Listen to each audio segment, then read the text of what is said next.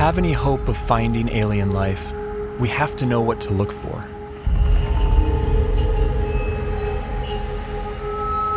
But where do we begin? How do we narrow down a seemingly infinite set of possibilities?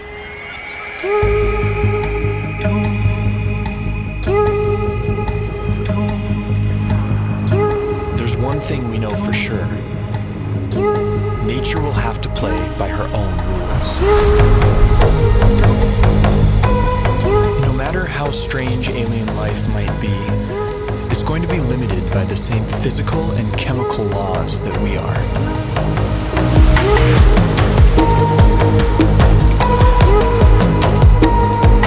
On top of this, each alien environment will further limit what kinds of life forms can evolve there.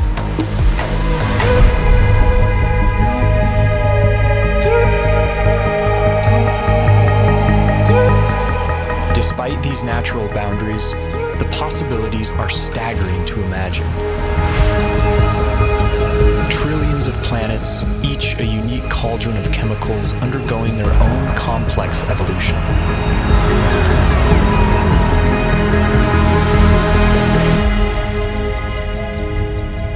To guide our thinking, this museum of alien life will be divided into two exhibits. Life as we know it, home to beings with biochemistries like ours, and life as we don't know it, home to beings that challenge our concept of life itself.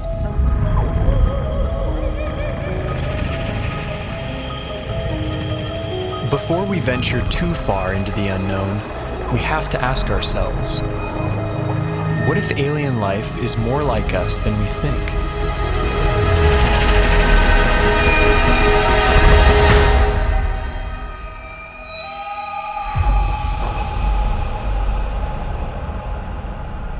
If there's one feature that unites us with the other specimens in this museum, it's carbon.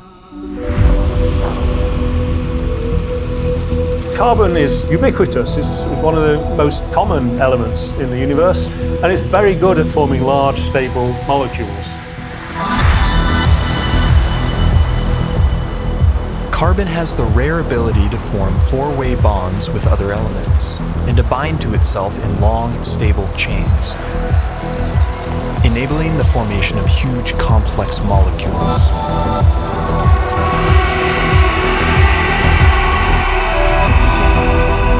This versatility makes carbon the centerpiece in the molecular machinery of life. And the same carbon compounds that we use have been found far from Earth, clinging to meteorites, and floating in far-off clouds of cosmic dust. The building blocks of life, drifting like snow through the universe.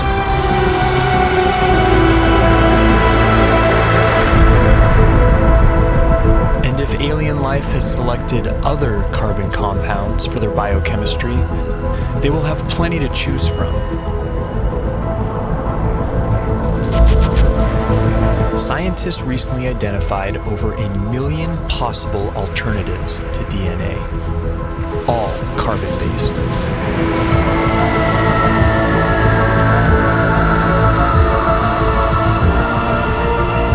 If we ever discover other carbon-based life forms, we would be fundamentally related. They would be our cosmic brethren. But would they look anything like us? If they hail from Earth-like planets, we could share even more in common than just our biochemistry. What would life be like on other planets if it has evolved? Would it be like the world today here on Earth? Or would it be completely different? There are those who argue that from the argument of convergent evolution, if conditions on other planets are similar to here, then we would see very similar life forms. Animal and plant-like organisms that look very familiar.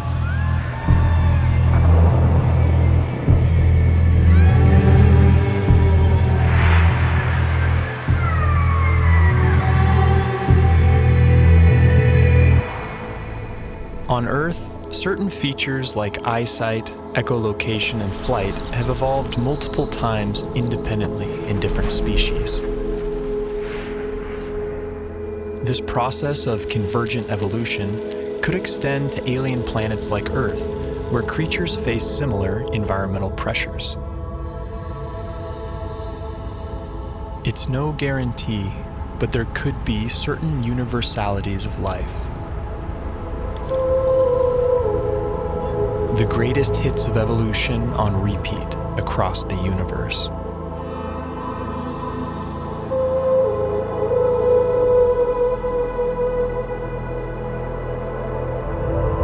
Each feature would be attuned to its local environment. Dimly lit planets would produce huge eyes to suck in extra light, like nocturnal mammals. Some people have gone so far as to say that human-type organism, humanoids, will occur on other planets.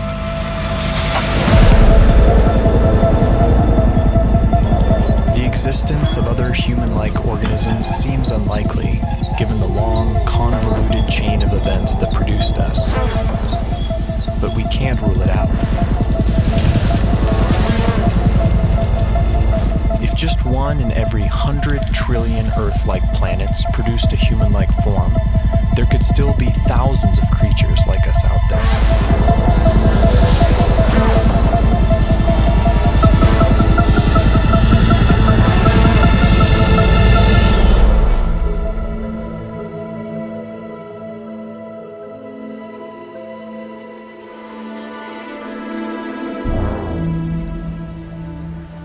Convergent evolution is also rampant in plant life, and C4 photosynthesis has arisen independently over 40 times. Would alien plants look like ours or something else entirely?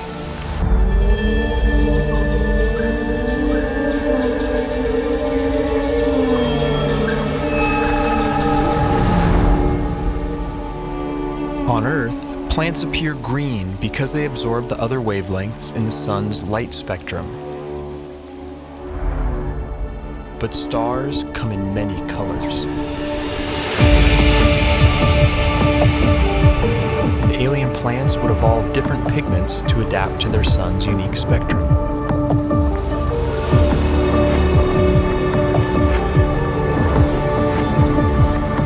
Plants feeding off hotter stars could appear redder by absorbing their energy-rich bluer light.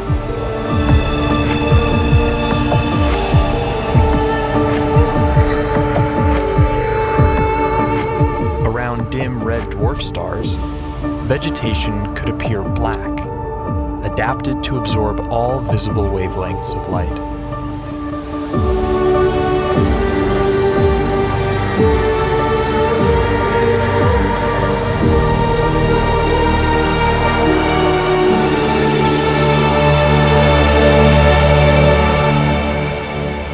Earth itself may have once appeared purple due to a pigment called retinol that was an early precursor to chlorophyll.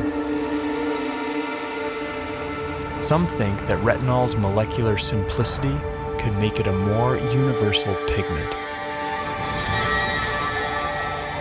If so, we may find that purple is life's favorite color.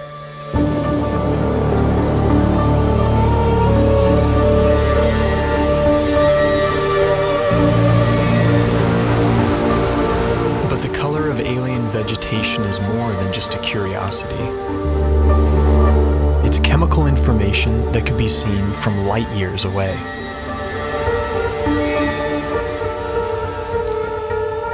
Earth plants leave a signature bump in the light reflected off our planet. Finding a similar signal from another world could point the way to alien vegetation.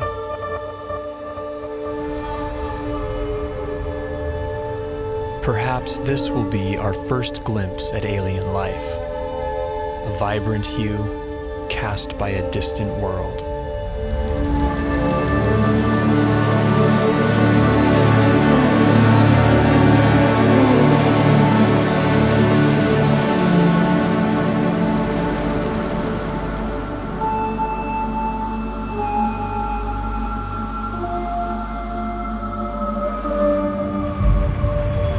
What happens when you change the day length of a planet? What happens when you change the tilt of a planet? What happens when you change the shape of the orbit? What happens when you change the gravity of a planet?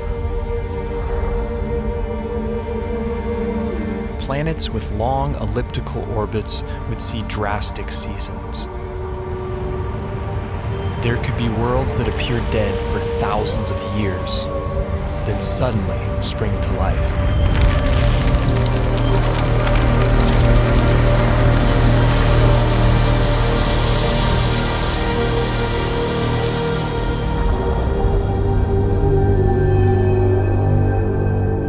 Most of the rocky planets discovered so far have been massive super-Earths.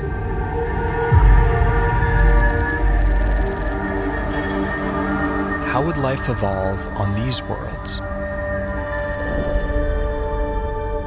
In the seas, gravity may not matter much at all.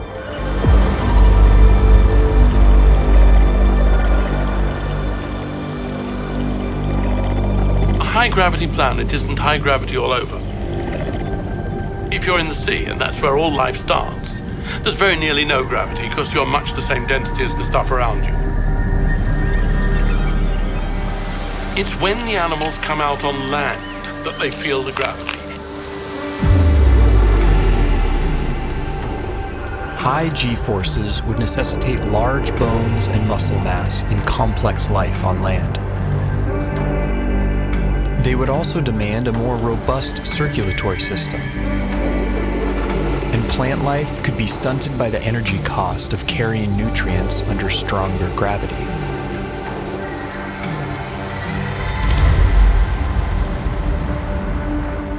Low-gravity planets would more easily lose their atmospheres to space and lack a magnetic field to protect from cosmic rays.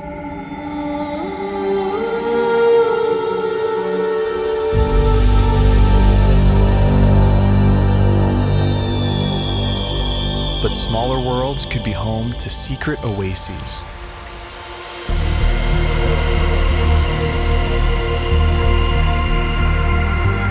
Huge cave systems that provide hideouts for life.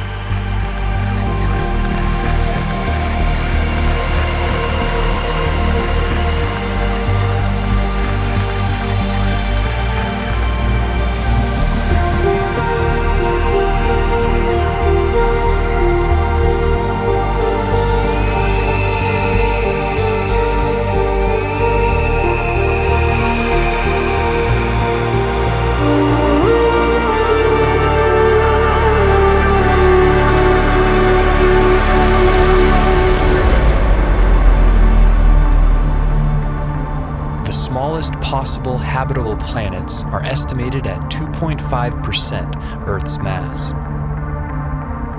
If surface life does evolve on these worlds, it could be a sight to behold. Plant life could grow to towering heights, able to carry nutrients higher in lesser gravity.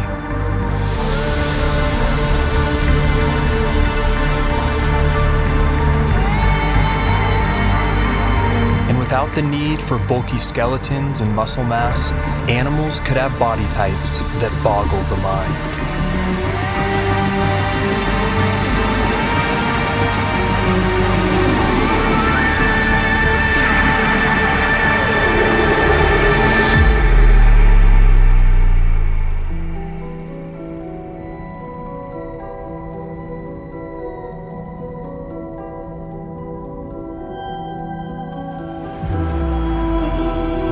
Here on Earth, it took 3 billion years for evolution to produce complex plant and animal life. Simpler organisms are hardier, more adaptable, and more widespread. The largest collection in the Museum of Alien Life would likely be the Hall of Microbes.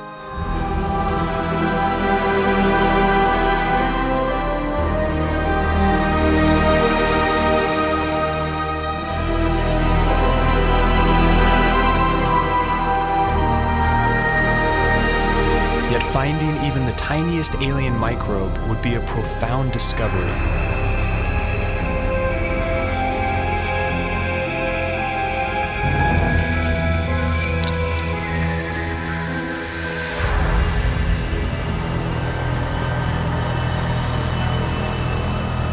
and bite-sized life could leave a big footprint. Like stromatolites on Earth, layers of microbes could build up into huge rock mounds over time, leaving behind eerie structures. And in big enough numbers, some alien bacteria could leave a distinct biosignature by exhaling gases that wouldn't coexist naturally, like oxygen and methane.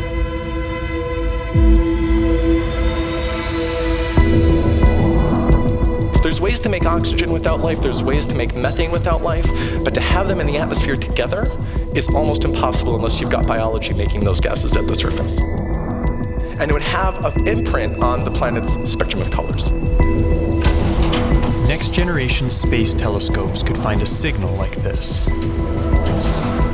on a world not far from home. The closest sun-like star with an Earth-like exoplanet in the habitable zone is probably only 20 light years away and can be seen with the naked eye.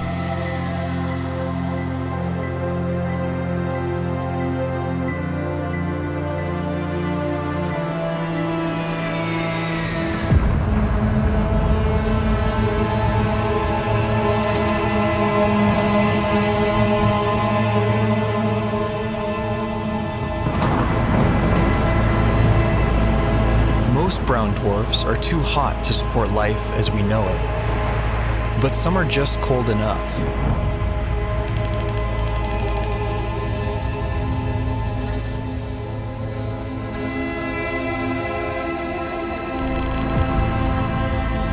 All the prime elements for life have been detected inside their atmospheres. And within these clouds, some layers would provide ideal temperatures and pressures for habitability.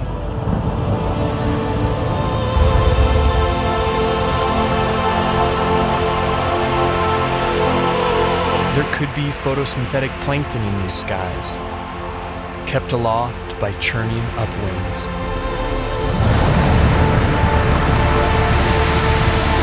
And with enough force, these upwinds could even support larger, more complex life. Predators.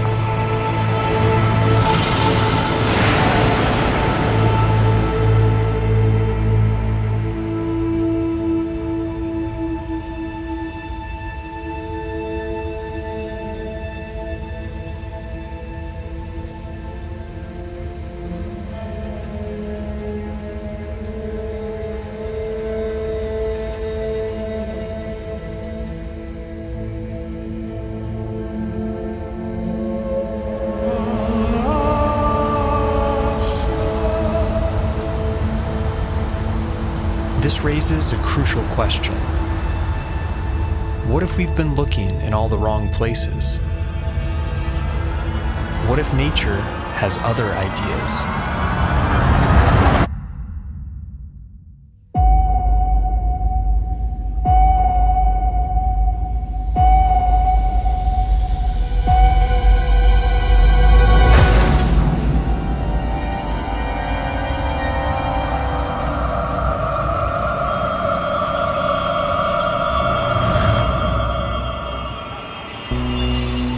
Most of the universe is too cold or too hot for liquid water and the biochemistry that supports life as we know it. But in case our biases are misleading, we have to cast a wide net to search for life outside the habitable zone, in places that seem wildly hostile to us. Exotic environments will demand exotic biochemistries, and while no element can match carbon's versatility, one contender is a frontrunner.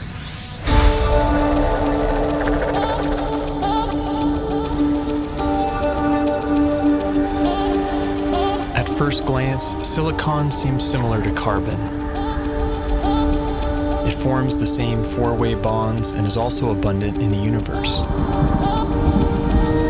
But a closer look reveals that these two elements are false twins. Silicon bonds are weaker and less prone to forming large, complex molecules. Despite this, they can withstand a wider range of temperatures, opening up intriguing possibilities.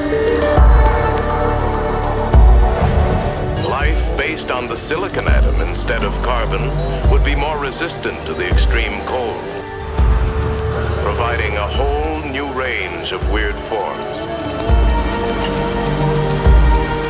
But silicon has a problem. In the presence of oxygen, it binds into solid rock. To avoid turning to stone, silicon beings might be confined to oxygen-free environments, like Saturn's frigid moon, Titan. Its vast lakes of liquid methane and ethane could be an ideal medium for silicon-based life or other radical biochemistries.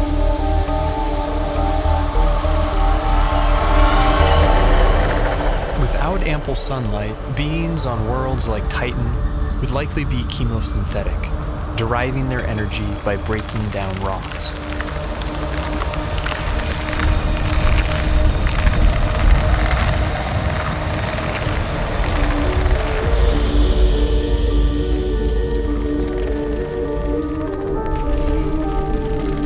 Such life forms could have ultra-slow metabolisms and life cycles measured in millions of years.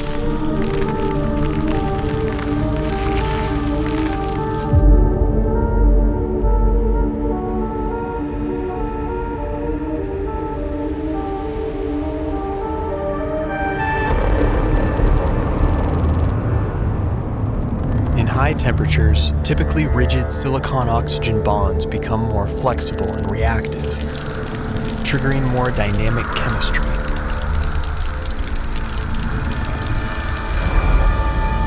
This has led to a truly bizarre proposal: silicon-based life forms that live inside molten silicate rock.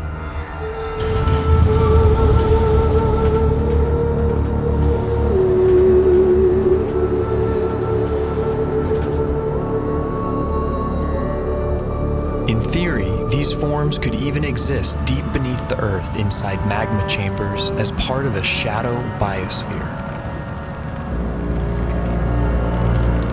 If so, then the aliens are right under our noses. Other shadow biospheres have been proposed, forms of life living alongside us that we don't even know are here, including tiny RNA-based life small enough to go undetected by existing instruments.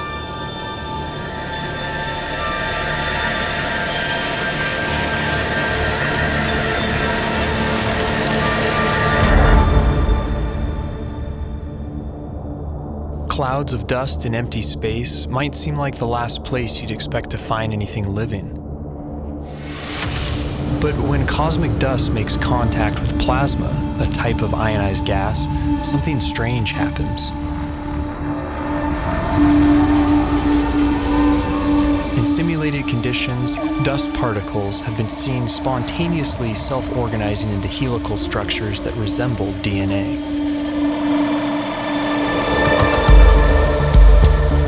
These plasma crystals even begin to exhibit lifelike behavior, replicating, evolving into more stable forms, and passing on information.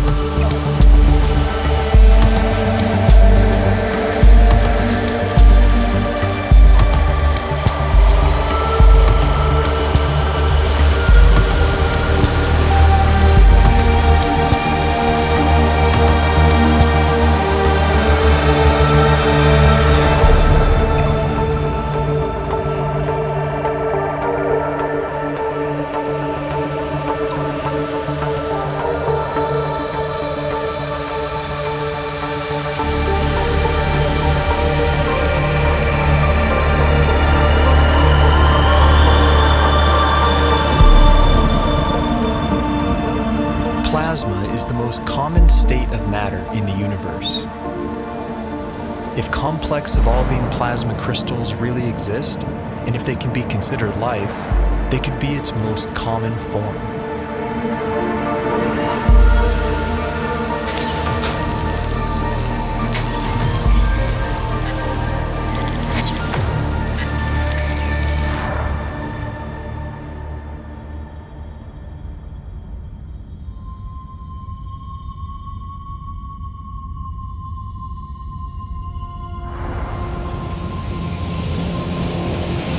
massive suns explode, some collapse into ultra-dense cores called neutron stars. Hulking masses of atomic nuclei crammed together like sardines. Conditions on the surface are mind-boggling. Gravity is 100 billion times stronger than Earth's.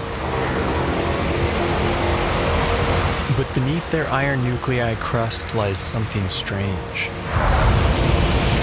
A hot, dense sea of neutrons and subatomic particles.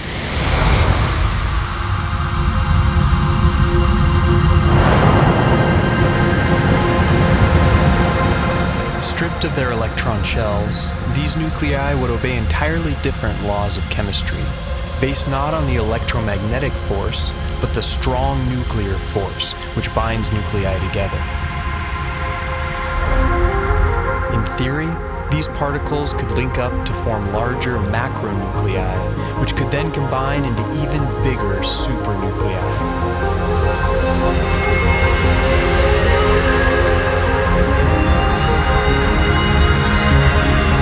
If so, then this bewildering environment would mimic the basic conditions for life: heavy nucleon molecules floating in a complex particle ocean.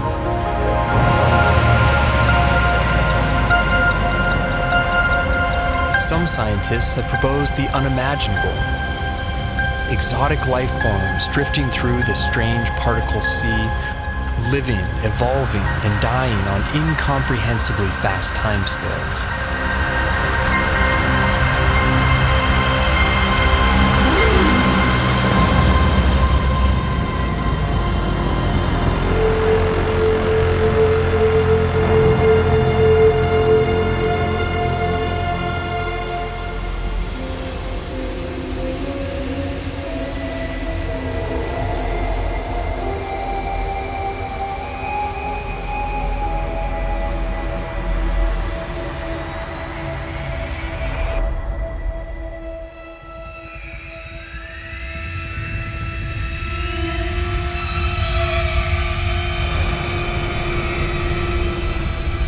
Life is not something that has to evolve naturally.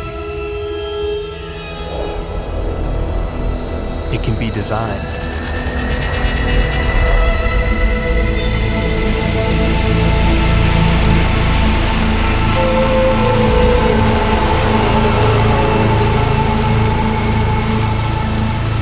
And once intelligence is introduced into the evolutionary process, a Pandora's box is opened.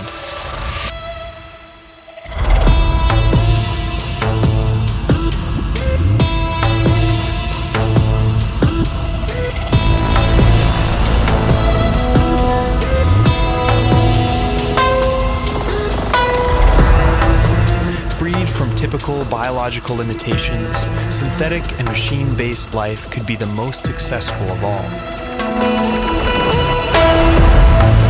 It could thrive almost anywhere, including the vacuum of space, opening up vast frontiers unavailable to biological organisms.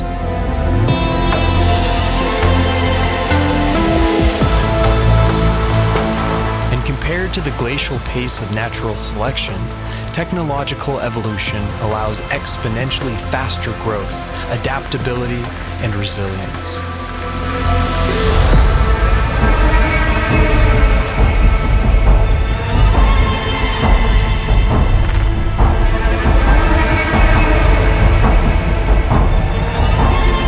By some estimates, autonomous self-replicating machines could colonize an entire galaxy in as little as 1 million years.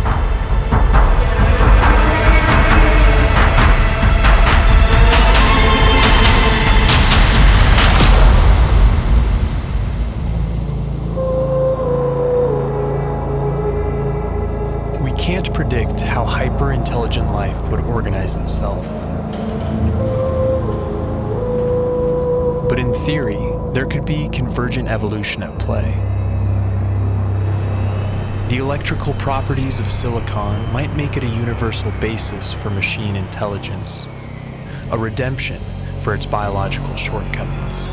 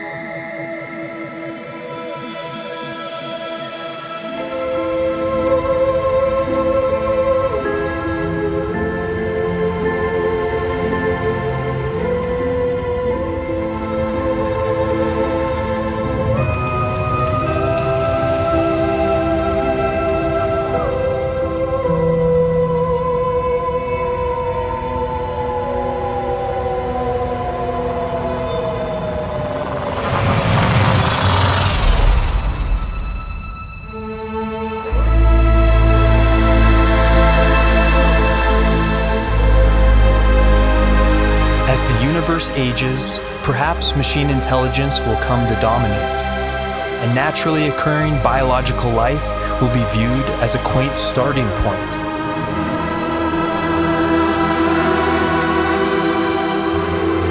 Perhaps we ourselves will lead this transition, and the great human experiment will be merely a first link in a sprawling intergalactic chain of life.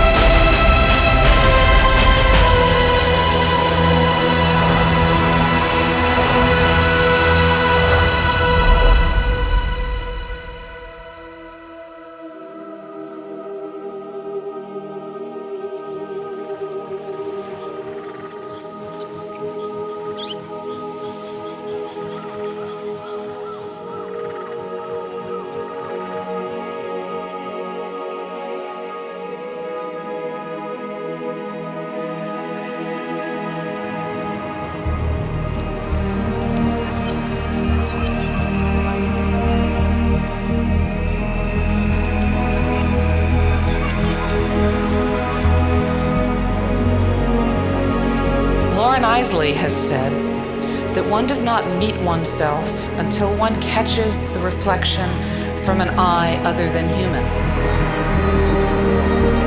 One day that eye may be that of an intelligent alien. And the sooner we eschew our narrow view of evolution, the sooner we can truly explore our ultimate origins and destinations.